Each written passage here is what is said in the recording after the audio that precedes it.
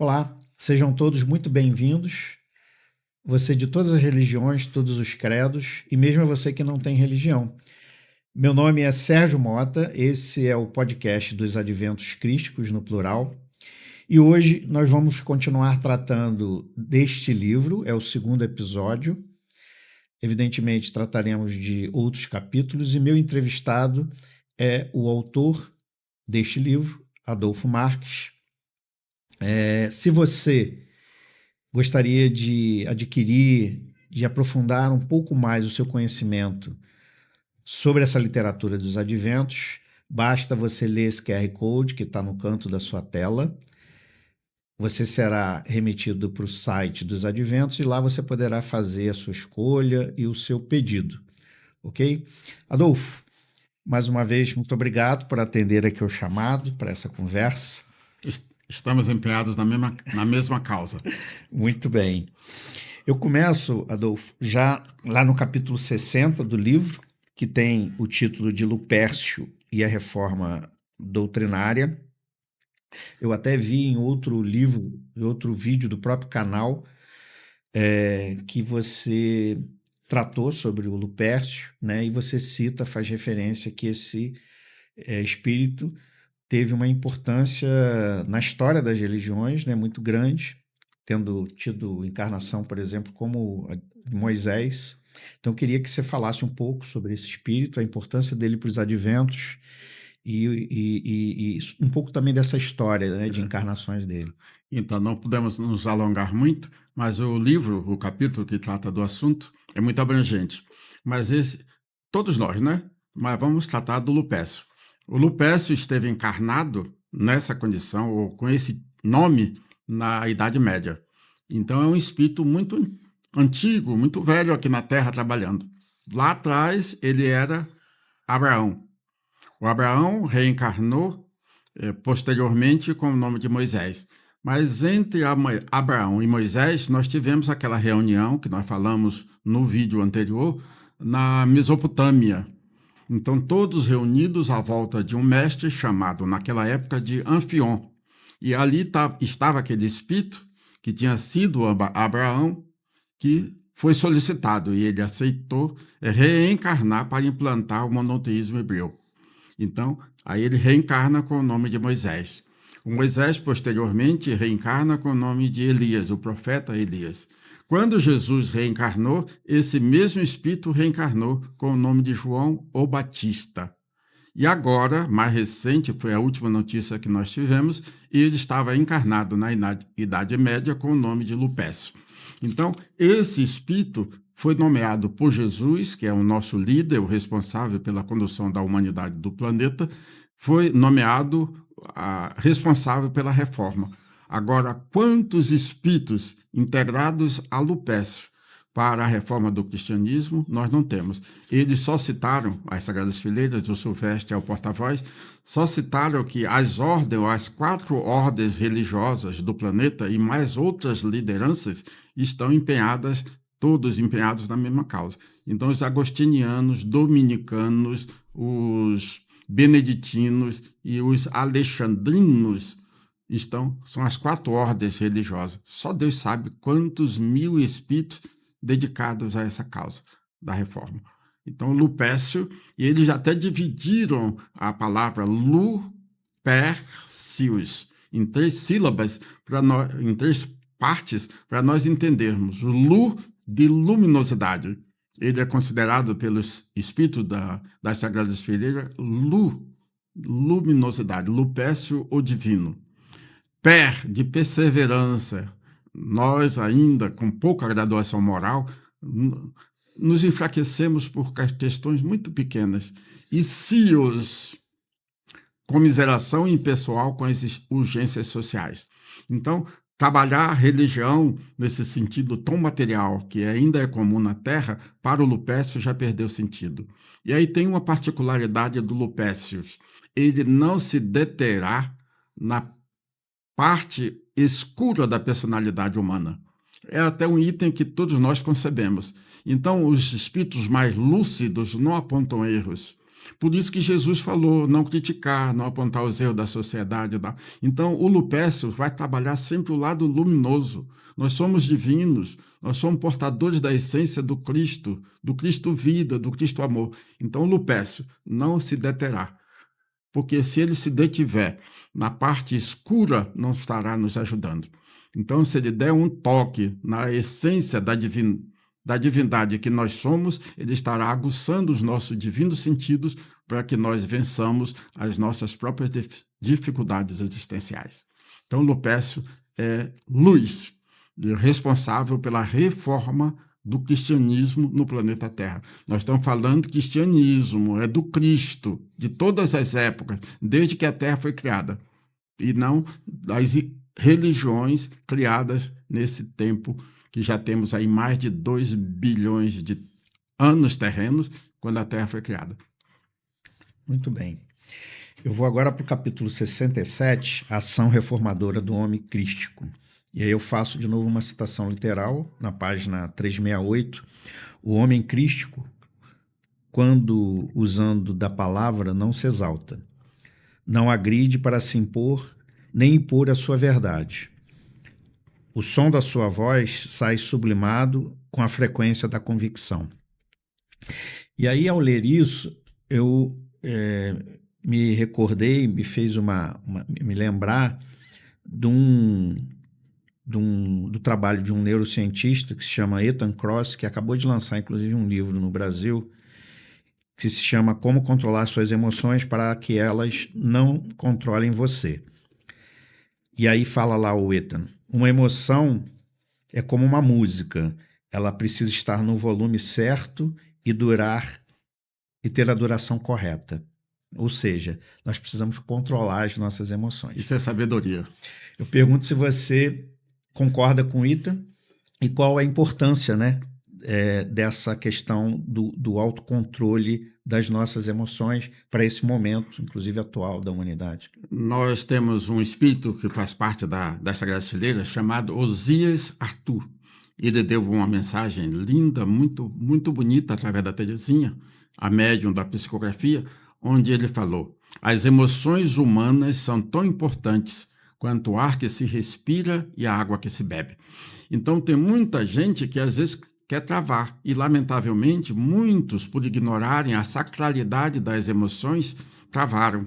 E nós tivemos dentro do cristianismo, representado pelo catolicismo, quantas pessoas travadas. Então, por que nós não expressamos sacralidade, motivação, aura resplandecente, alegria, sorriso, um abraço? Então, isso aí é de religião. E o objetivo da proposta dos adventos é atingirmos a religiosidade. Porque a religiosidade é para a eternidade. A religião, ela começa no berço e termina no túmulo. A religiosidade é para a eternidade. Mas quando nós estamos começando aí, tentando soletrar qual é o sentido sagrado de uma religião, é muito pequeno, é muito pouco. Nós não temos vivência. A adquirirmos a religiosidade é o foco centralizador das aspirações de todos nós. Se não for agora, vai ser em determinado momento, nem que seja na eternidade. Mas todos nós procuraremos alcançar a nossa religiosidade. Muito bom.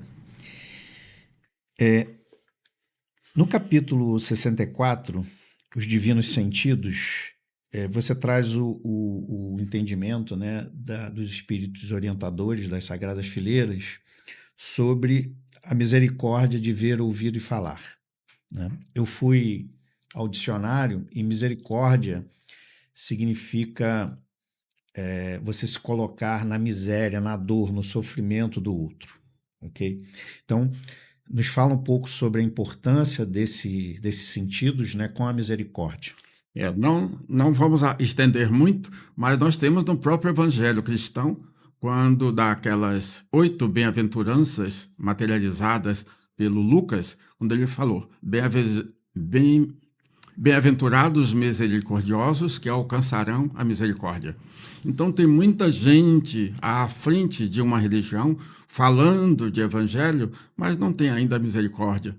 Então, bem-aventurados misericordiosos, que alcançarão a misericórdia. É igualzinho você fazer uma prece por mim ou por outros, e aí o que acontece? Se você não tem a misericórdia, você não vai alcançar a misericórdia, nem para você próprio, muito menos ainda para os seus semelhantes. Então, é muita gente que sobe ao púlpito dos templos religiosos, mas deveriam estar sentado na cadeira do aluno para se evangelizar e não subir ao púlpito, porque ele já deveria estar revestido convictamente da sacralidade da misericórdia. Sem a misericórdia, nós não chegaremos a lugar nenhum. E quando você cita sobre a misericórdia do ver, do ouvir e do falar, evoluir, todos nós evoluímos, a própria natureza se encarrega.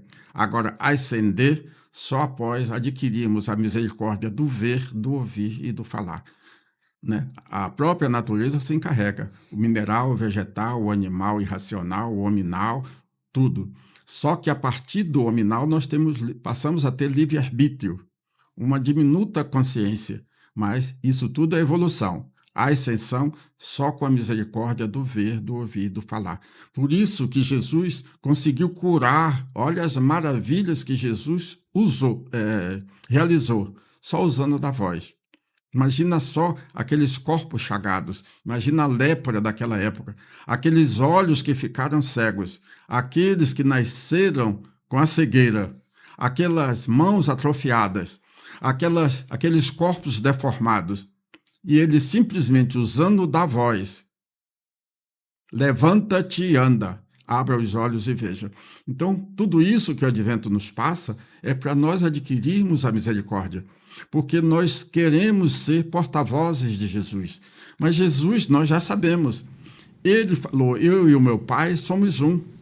As obras que eu faço, não sou eu que as faço, é o meu Pai que faz através de mim. O que é que nós já entendemos? Ele já vivia e viverá na eternidade, conectado à fonte da vida planetária, ao Cristo. Então, como o Cristo nunca foi humano na Terra, o nosso referencial humano é Jesus. Olha, Jesus está conectado à fonte da vida do planeta Terra. Então, sentirmos Jesus é sentir a própria fonte da vida, é sentir o Cristo. E com essa realidade, nós poderemos fazer o mesmo que ele fez. Ele mesmo falou, o que eu faço, vocês poderão fazer tanto quanto ou mais ainda. É só nos ligarmos pelo propósito, pela sacralidade da nossa vida, principalmente com a misericórdia do falar, para que nós possamos ajudar a nossa sociedade. Curar as chagas do corpo, a medicina clássica tem recursos fabulosos, mas a doença do corpo é a doença da nossa alma. Então, o nosso propósito, a nossa tarefa é curarmos as almas que ainda não conseguiram vibrar numa frequência que identifique amor. Muito bom. Você que está aqui com a gente até agora deve estar gostando do assunto, né? Dessa mensagem dos adventos. Eu peço então a sua colaboração, que você dê um like e se inscreva no canal para ajudar na divulgação. Adolfo, no capítulo 81, e aí a gente já deu um salto grande, eu tenho feito a referência aos capítulos para que os nossos ouvintes, né, já possam ir tomando referências e tudo. Ele tem um nome de Conjugação Cristo Pai, Cristo Filhos, passando a ideia, talvez, de que, e aí é uma interpretação minha, e que são termos que poderiam ser conjugados, que são verbos, né? E aí eu trago até uma citação de João, capítulo 1, no princípio era o verbo, e o verbo estava com Deus, e o verbo era Deus. O capítulo também faz uma referência à figura de Jesus Cristo, né? E que haveria uma separação entre Jesus, propriamente, Jesus Nazareno, e o Cristo planetário. Explica um pouco melhor para a gente essa separação. Isso é um item muito especial e muito sagrado, porque são 2000 anos de Jesus para cá, e a igreja, na época, sabia que Jesus era filho biológico de Maria e que o seu pai era José. Então, aquela história que nós colocamos aí é fantasia. Nasceu como a participação da divindade, nada, foi um ato sexual. o que a igreja e nós precisamos é sacralizar um ato sexual. É um ato, né, de vida, de Deus, do Cristo, de todos nós. Então, Jesus, filho de Maria, foi gerado no sagrado ventre de Maria, após um ato sexual entre dois humanos de polaridades contrárias, mas imbuídos do mesmo propósito. Então, não foi obra de graça do Divino Espírito Santo. E Maria, aproveitando, se você me permite, ela teve com José 7 filhos, não foi só Jesus. Então, Jesus foi o mais velho de Maria, que José já tinha sido casada com Débora, e os dois tiveram 5 filhos, né? Quando Maria casou-se com José, ela levou os 5 filhos de Débora. Os 2 últimos, mais jovens, mais novos, eles desencarnaram, então Maria criou 3 filhos de Débora com José. E José com Maria tiveram 7 filhos. Então, Jesus, Efraim, José, Elizabeth, Andréia, Ana e Tiago. Então, Tiago era o filho mais velho e foi aquele que acompanhou Jesus quando novo. É o mais novo, aquele que acompanhou Jesus quando Jesus foi naquele chamado Domingo de Ramos para Jerusalém. Então, Tiago teve uma participação muito especial, muito específica na vida e na divulgação após o desencarne de Jesus, muito jovem ainda, mas na propagação, na apresentação, na representação, junto com alguns, como foi o caso, ele conviveu ali com Apolônio de Tiana, com Paulo de Társio, com Silas e tantos outros que continuaram encarnados ali, divulgando, auxiliando na divulgação da mensagem cristã, da mensagem do Cristo trazida ao mundo por Jesus.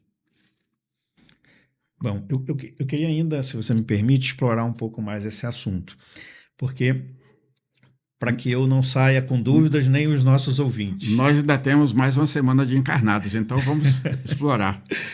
Então tá bom.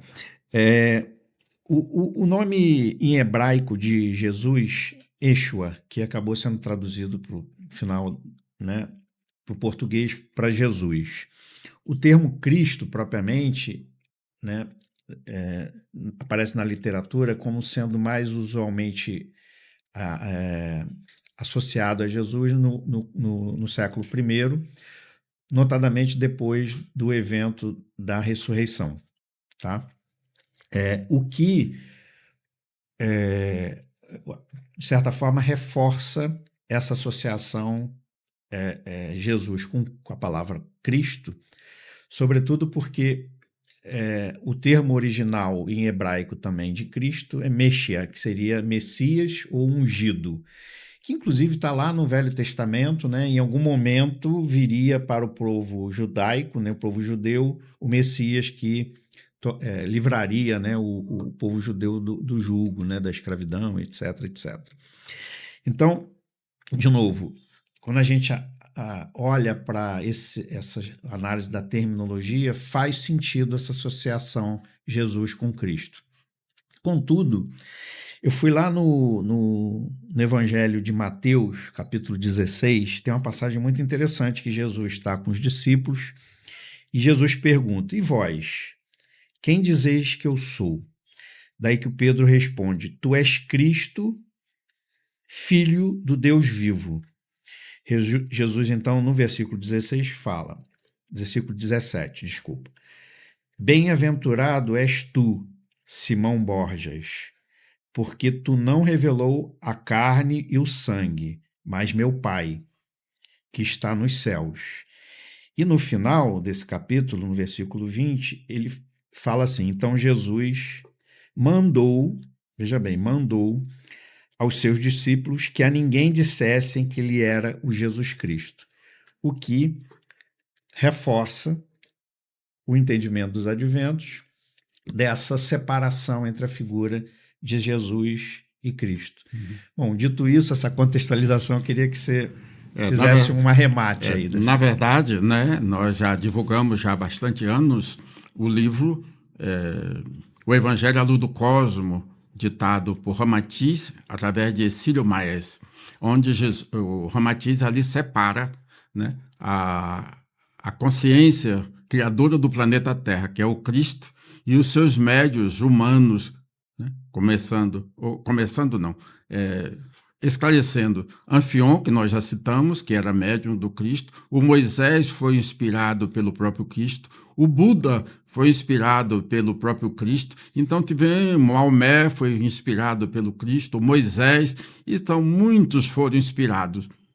Mas Jesus foi o mais perfeito médium do Cristo planetário. Então, aí é que nós começamos com a reformulação. E aí, quando a igreja se propôs a formular, ou criar, ou escrever, ou juntar os apontamentos daqueles que tinham escrito, juntou tudo e ficou Jesus como sendo Jesus Cristo, como se fosse um sobrenome de Jesus. Cristo é o Criador da Terra, que a palavra, o Ramatiz até ainda esclarece nesse livro, o Evangelho à Luz do Cosmo, a palavra Cristo não é terráquea. A palavra Cristo significa amor universal. Não é daqui, dali, de acolá, de nenhuma parte do universo. É uma vibração no cosmo, quer dizer amor. Então, todos nós somos portadores de uma fagulha desse Cristo, o alimento sagrado da vitalidade que todos nós somos portadores. Então, quanto mais a gente evolui, mais nós despertaremos a fagulha desse Cristo que existe em nós. Qual é a tendência natural, aproveitando a oportunidade? É nós não termos doenças. Porque todas as doenças do mundo terminam no coração. E como o coração, simbolicamente, é o órgão que temos para manifestar o amor, quanto mais se ama, mais se revitaliza. Quanto mais se ama, mais se revitaliza. Então, daqui a pouquinho, daqui a alguns milênios, nós não teremos mais doenças biológicas, porque nossa alma estará curada. Então, vamos ter um pouquinho de paciência, milênios passam rápido. Vai ser um momento interessante. Então, mas aí o item é Cristo, eterna manifestação de amor. E essa fagulha do Cristo está em nós. Se quisermos chamar de Deus interno, não importa, a nomenclatura, isso aí é secundário. O importante é que nós concebamos, eu sou parte não apartada do meu Criador. Eu sou parte do Cristo, eu sou parte de Deus. Eu tenho o meu Deus interior. Eu tenho a essência da minha individualidade em contato com a totalidade que é o meu Criador.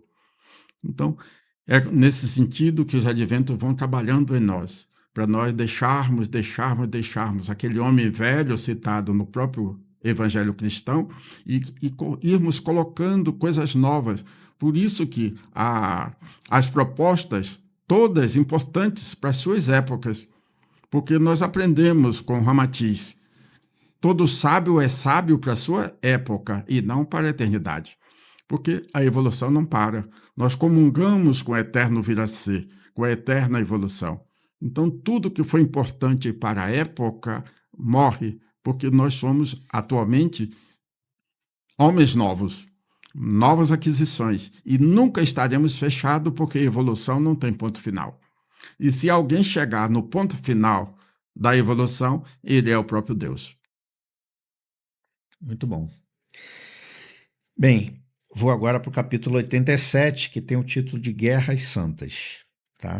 Você inicia esse capítulo falando lá dos ciclos da Terra, né? E associando a precessão dos equinócios, daqui a pouquinho a gente vai falar um pouco mais, que é um evento físico, planetário, que ocorre a cada 25.920 anos, tá bom?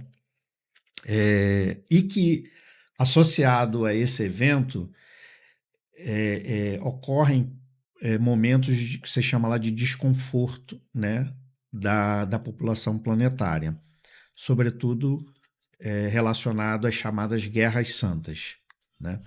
De fato, Adolfo, desde 2023, né, a gente vive uma guerra santa no planeta Terra, né, que começou com esse ataque que houve do Hamas, né, dos palestinos a Israel, que houve o revide, Israel acabou invadindo a faixa de Gaza, e hoje a gente está numa guerra que está tomando grandes dimensões, que é entre Estados Unidos e Israel de um lado e o Irã de outro, que, guardado as suas proporções, pode ser considerado uma guerra santa, né, do islamismo, né, contra a, a religião judaica, causando uma miséria, né, para crianças, mulheres e homens naquela região, né, uma tristeza gigantesca. Migrações em massa. Essa guerra atual, ela pode ser entendida como um sinal desse ciclo, de final de ciclo, como você está apontando lá. Temos alguma notícia do plano espiritual recente sobre os desdobramentos futuros dessas guerras que estão acontecendo agora? Então, nós temos já citado pelo Ezequiel, o profeta Ezequiel, lá no Velho Testamento, sobre a participação de extraterrenos, né, ou espíritos de outros mundos, em especial aqui o nosso vizinho Marte, participando aqui, acompanhando o dia a dia da evolução do planeta Terra. Então, lá em Ezequiel, nós temos esse registro que esses homens, seres, espíritos biológicos, visitando a Terra nos seus discos voadores. Então, eles estão muito atentos. O Ramatiz chega até a citar que os marcianos, em especial, quer dizer, são mais próximos de nós, estão atentos, não para ficar na frente dos que estiverem num campo de batalha, mas auxiliando do despertar da consciência daqueles que têm o poder de decisão sobre os países, a sociedade ou a sociedade como um todo. Então, esse item, eles não estão atentos nesse sentido de materializar um projeto. Eles estão muito mais trabalhando na essência, porque na hora do sono, na hora do nosso sono, nós estamos desdobrados. Fazemos parte de escolas, de universidades, cursos técnicos, curso de teologia, para poder ver se nós assimilaremos qual é a finalidade de Deus ter nos criado. Então, as chamadas guerras santas, eles não estão preocupados com isso. Embora, então, citamos no livro, nós ainda vamos ter, porque a pessoa não compreendeu, ou as pessoas não compreenderam qual é a razão de estarmos matriculados numa escola primária para, às vésperas de ser promovida a uma escola secundária. Então, cadê a dedicação? E aí nós não temos ou não tivemos literaturas para que as pessoas se esclarecessem. De Allan Kardec para cá, graças a Deus, aqui no Ocidente, nós temos uma literatura mais rica. Estamos no Brasil. Olha a magnífica obra que Allan Kardec deixou quando reencarnado na personalidade de Francisco Cândido Xavier, nosso Chico Xavier, que deixou 499 livros para esclarecer a sociedade. Agora vem o Divaldo Pereira Franco, deixou aí por volta de 350 livros.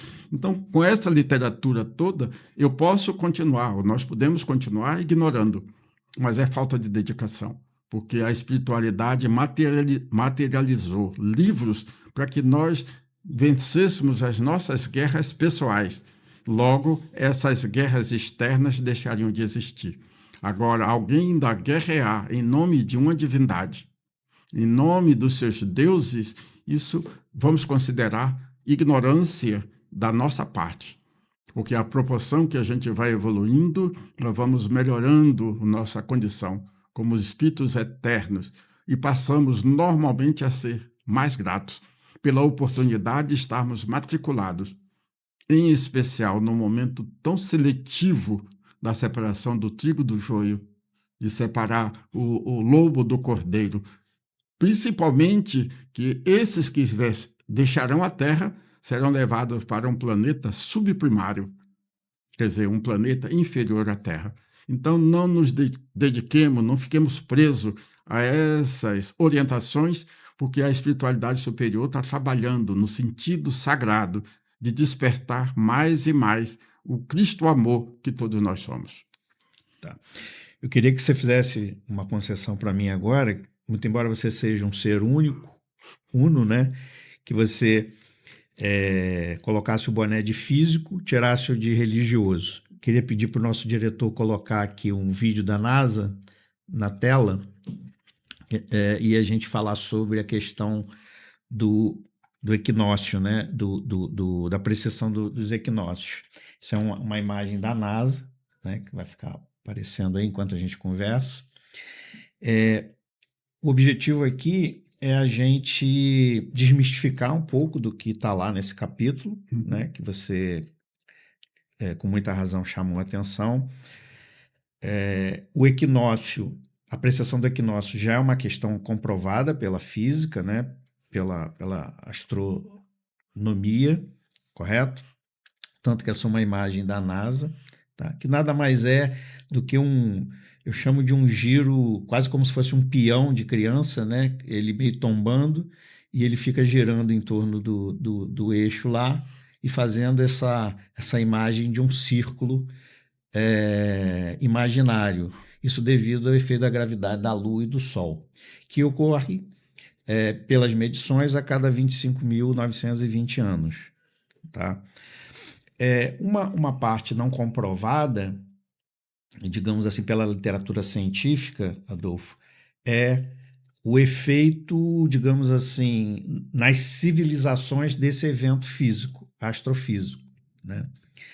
Contudo, nas minhas pesquisas aqui, eu encontrei um livro, tá, de um pesquisador do MIT, dos Estados Unidos, ele é um italiano, ele se chama Giorgio De Santillana, o nome do livro é Moinho de Hamlet, tá, um livro de 69, onde o Giorgio, ele confirma não só, evidentemente, a precessão, como também a ocorrência desses eventos que você relata lá da antiga Atlântida, né?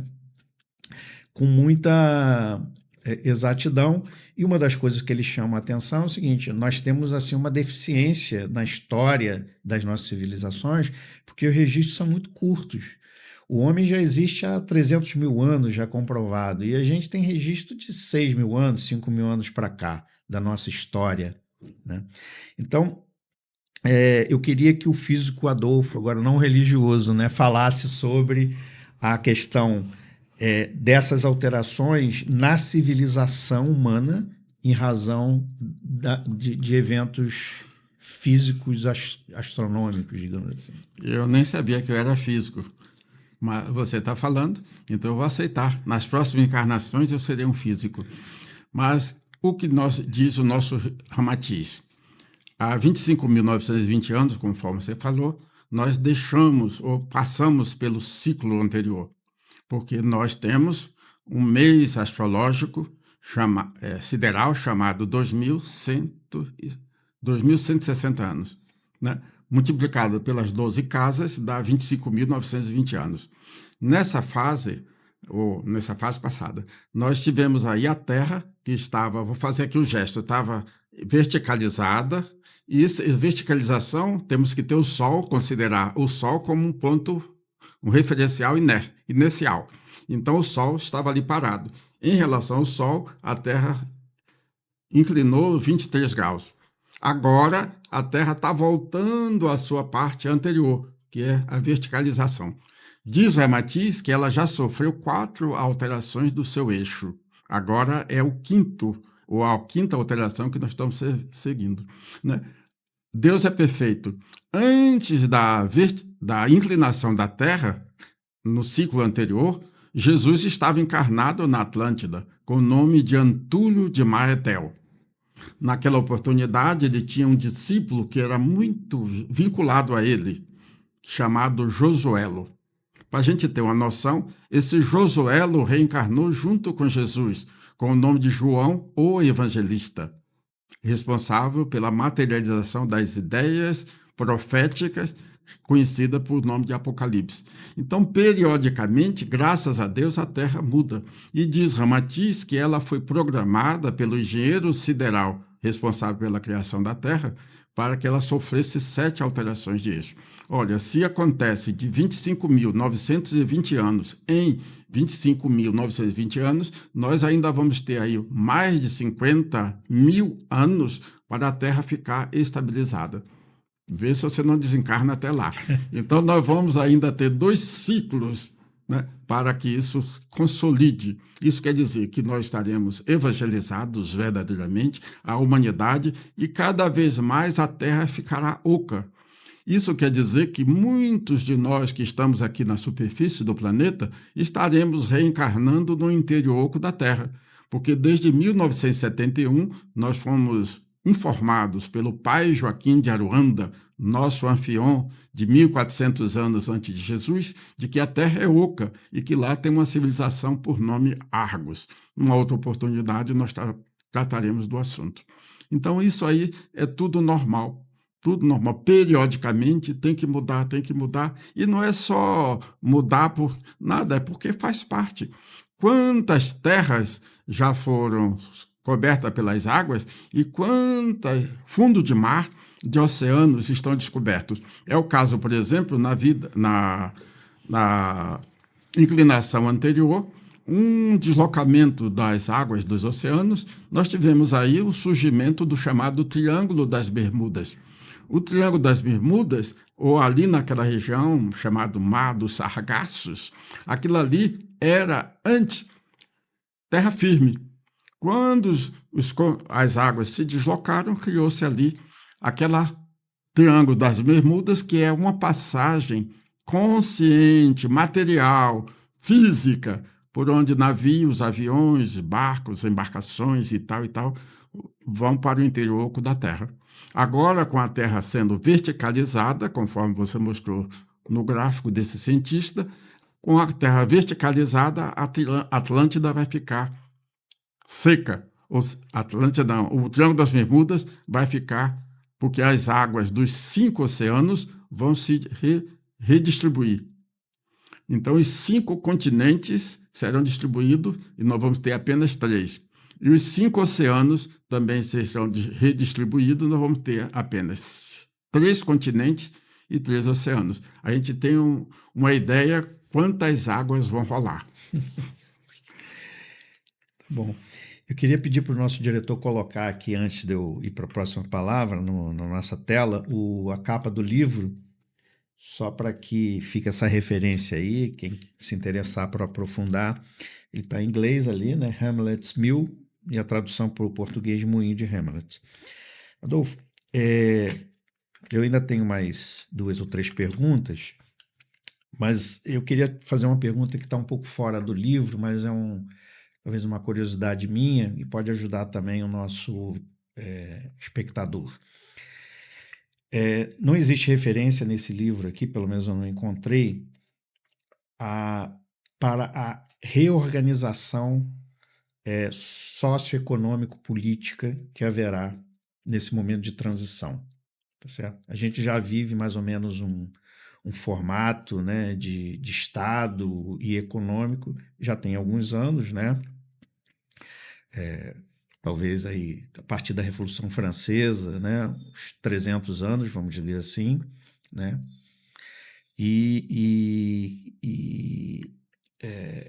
Eu imagino que a partir desse homem renovado a gente possa ter uma organização distinta do que a gente tem hoje.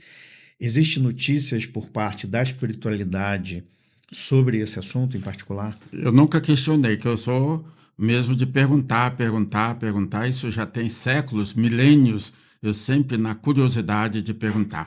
Mas acontece que a dificuldade para esses orientadores falarem para nós antecipadamente é que um número muito grande, nós falamos anteriormente, um número muito grande de espíritos encarnados vão deixar o planeta.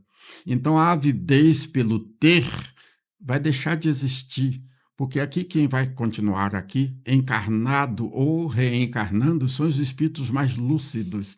Então, esse planejamento, essa mudança, até nós falamos no vídeo anterior, essa mudança vai depender muito de quem ficar e como ficar. Porque nós chegamos a botar, não sei se está nesse livro, mas estão em outros livros, que nós vamos precisar de aí uns 300 anos para que nós tenhamos assim uma noção melhor com relação aos pontos cardeais, colaterais e subcolaterais do planeta Terra. Então, onde está o norte?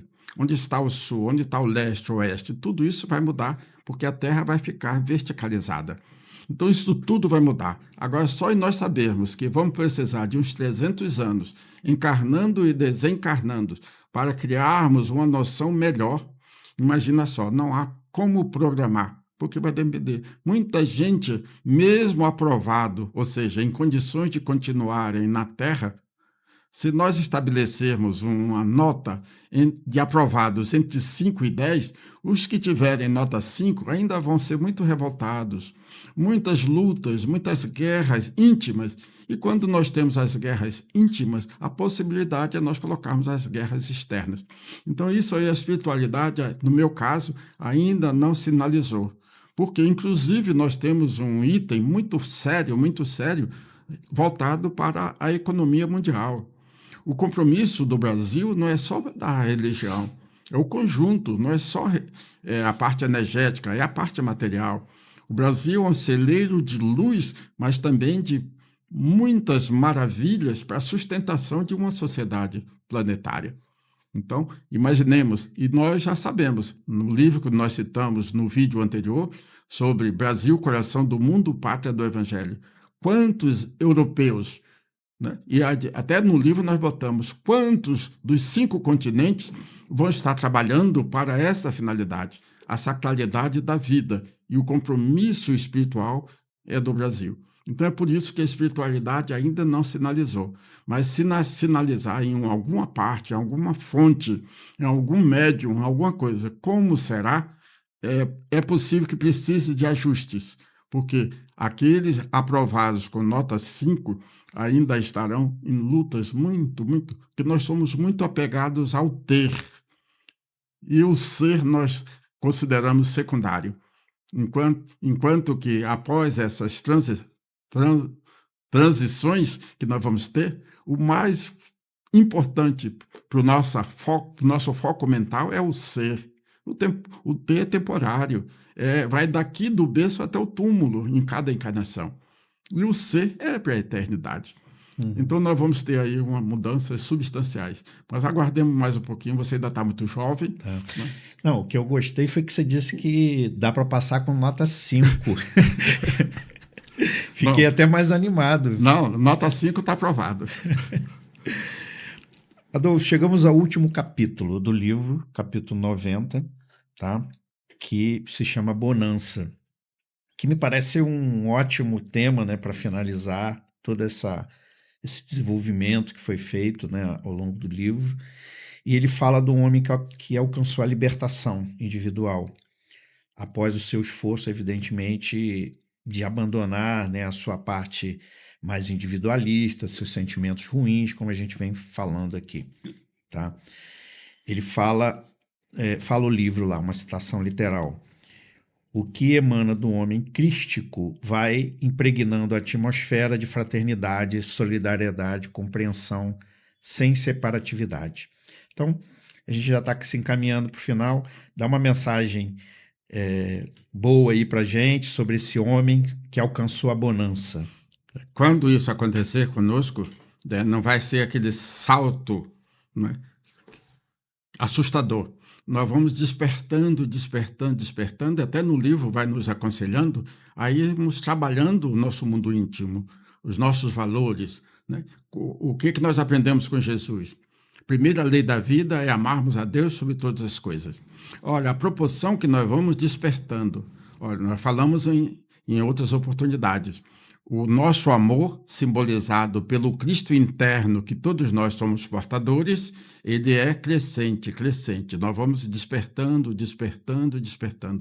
Quanto mais nós despertarmos o Cristo amor que nós somos portadores, nós estaremos entrando na frequência, usando aí a linguagem da ciência, entrando na frequência que identifique o Cristo, porque Cristo é a manifestação permanente de amor universal. Por isso que a nossa Joana de Ângeles, através do Divaldo, nos fala: quanto mais se ama, mais se revitaliza. Então, quando se fala em bonança, nós até botamos assim um hífen: Cristo bonança, Cristo amor, porque é a finalidade sagrada de todos nós que temporariamente estamos na Terra, ou daqui a alguns milhões de anos, quando nós estivermos em outros pontos, exercitando a nossa ligação consciente com Deus. Então, a bonança é um item muito elevado. Mas aqui já temos aquela noção que falamos anteriormente.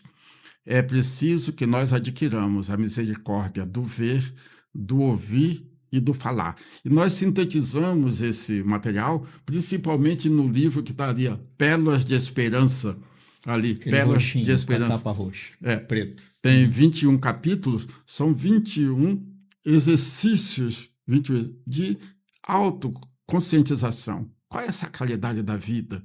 Por que Deus criou bilhões de corpos, com bilhões e bilhões de fagulhas dele, reencarnando aí nesse universo de Deus? Qual é a finalidade? Então, já temos evolução para irmos concebendo a grandeza do próprio Criador. Então, quanto mais se ama a primeira lei da vida ao Deus Criador, melhor nós expressaremos a nosso amor pelas criaturas, que é a ética. Então, se nós quisermos fazer uma autoavaliação, qual é, digamos assim, a qualidade da minha vida, avaliemos a nossa relação social. Como é que eu vivo e convivo com outras fagulhas de Deus na condição humana. A gente tem uma noção como é que nós estamos diante do Criador e das criaturas. Muito bem, Adolfo. Chegamos ao final desse episódio. No próximo, nós falaremos sobre o livro Evangelho e a Lei de Deus. Queria pedir para o nosso diretor colocar a imagem aberta aqui. A gente está falando daquele livro com a faixa vermelha, né? Que é o segundo livro da série. Então, a gente vai tratar sobre ele. Eu queria que você falasse só uma pequena introdução sobre esse livro, um spoilerzinho, e fizesse suas considerações finais. Não, só as considerações finais, vou começar por ela. Lhe agradecer, né? Você empenhado nessa causa, e deu para se perceber que você leu o livro, senão você não teria como arguir. Sim. Então, e esse livro, O Evangelho e a Lei de Deus, vê só, nós falamos muito da bondade infinita de Deus, mas não falamos da sua justiça. Então, o Evangelho e a lei de Deus. Isso desfaz muito da nossa teologia, até um tanto quanto fantasiosa. Toda ação gera reação. Então, tem pessoas ainda achando que vai ganhar vaga nos céus, tem outros vendendo vaga no céu, Sérgio. E tem aqueles que compram vaga no céu. A gente é produto da nossa ignorância. Então, o Evangelho, mensagem do Cristo trazido ao mundo por Jesus, e a lei de Deus.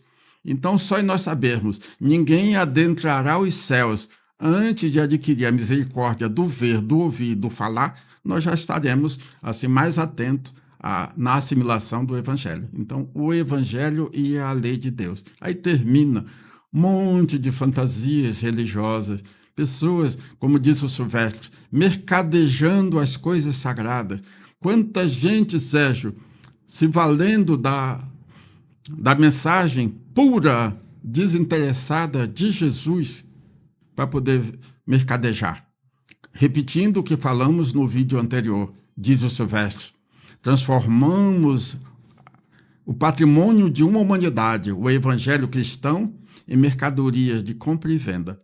Você vê só quanta gente mercadejando o evangelho.